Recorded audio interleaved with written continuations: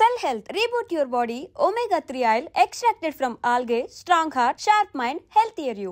దేశవ్యాప్తంగా కూడా ఈ భార్యలు భర్తల్ని చంపడం, భర్తలు భార్యల్ని చంపడం ఈ కేసెస్ విపరీతంగా పెరిగిపోయాయి. ఈ మాట ఎందుకు చెప్తున్నానంటే క్రైమ్ రికార్డ్స్ ప్రకారం కూడా చాలా పెద్ద ఎత్తున ఇట్లాంటి హత్యలు ఈ ఇయర్లోనే పెద్ద ఎత్తున నమోదవుతున్నాయి. ఒక నివేదిక ప్రకారం ఇదే అసలు వాస్తవం.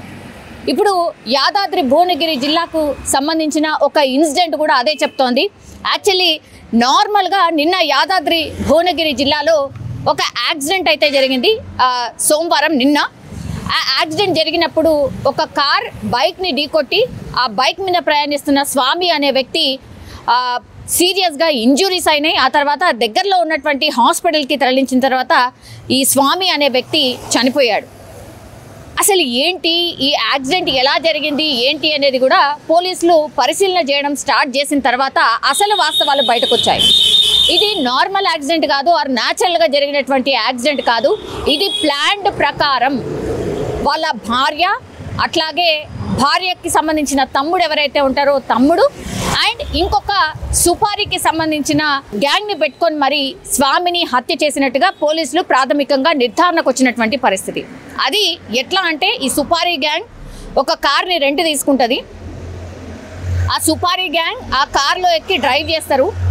స్వామి ఎటు పోతున్నాడు ఏంటి అనేది కూడా పూర్తిగా రెక్కి నిర్వహించి ఆ తర్వాత భార్యనే ఈ హత్యలో ఇన్వాల్వ్ అయి ఉంది కాబట్టి భార్య పూర్తి స్థాయి ఇన్ఫర్మేషన్ ఇస్తుంది.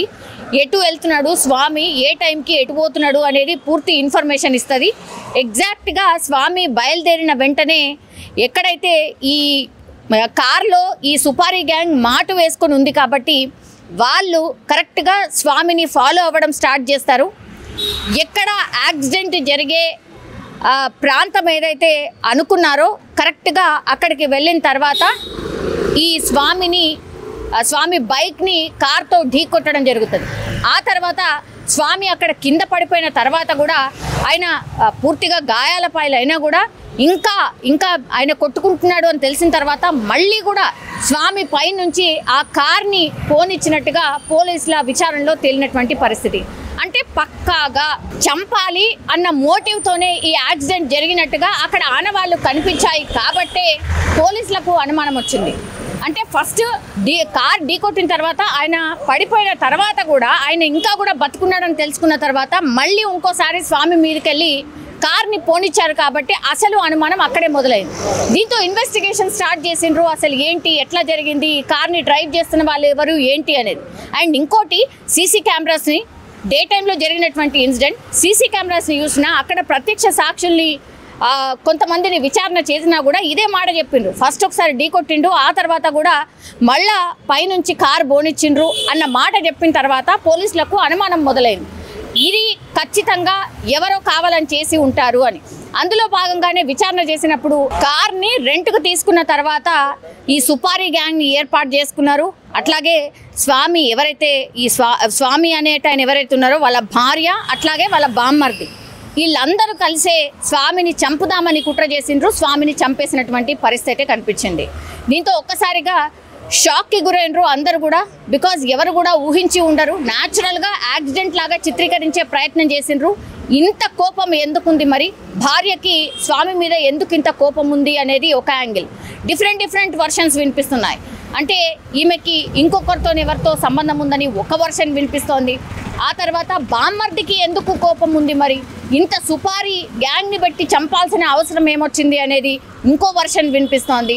వీళ్ళందరి ఫోన్స్ని కూడా స్వాధీనం చేసుకున్నారు. ఈ సుపారీ గ్యాంగ్కి వీళ్ళు ఎంత ముట్ట చెప్పారు, ఎప్పటి నుంచి ప్లాన్ చేశారు, స్వామి మీద భార్యకి ఎందుకు కోపం, అట్లాగే బామ్మర్దికి ఎందుకు కోపం, ఇట్లా అన్ని కోణాల్లో పోలీసులు అయితే విచారణ స్టార్ట్ చేసిన పరిస్థితి అయితే కనిపిస్తోంది. సో ఒక్కసారిగా ఈ కేసు అయితే సంచలనంగా మారింది. పాపం అంటే ఏ అమాయకంగా భార్యను పూర్తిగా నమ్మాడు కాబట్టి స్వామికి ఎట్లాంటి అనుమానం రాలేదు. భార్యాభర్తల మధ్య కొంతపాటి గొడవలు ఉన్నట్టుగా కూడా ప్రాథమికంగా మనకున్నటువంటి సమాచారం. భార్యాభర్తలు అన్న తర్వాత గొడవలు అనేది కామన్గా ఉంటాయి, ఇదొకటి.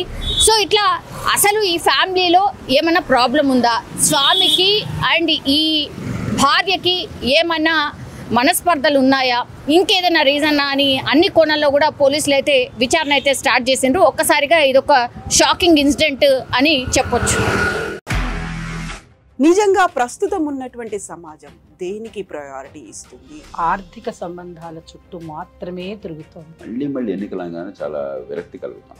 మంచి అనిపిస్తుంది కదా, లేడీస్ కూడా ఛాలెంజింగ్ జాబ్స్ చేసినప్పుడు చాలా బాగుంటది. ట్రాఫిక్ అసిస్టెంట్స్ గా నియమించిన ట్రాన్స్జెండర్స్ అందరితో సాల్యూట్ చేయించుకుంటున్నారు. ఫుడ్ డెలివరీ ఇవ్వటానికి వెళ్ళినటువంటి డెలివరీ బాయ్ అనిల్ పై కళ్ళ ముందు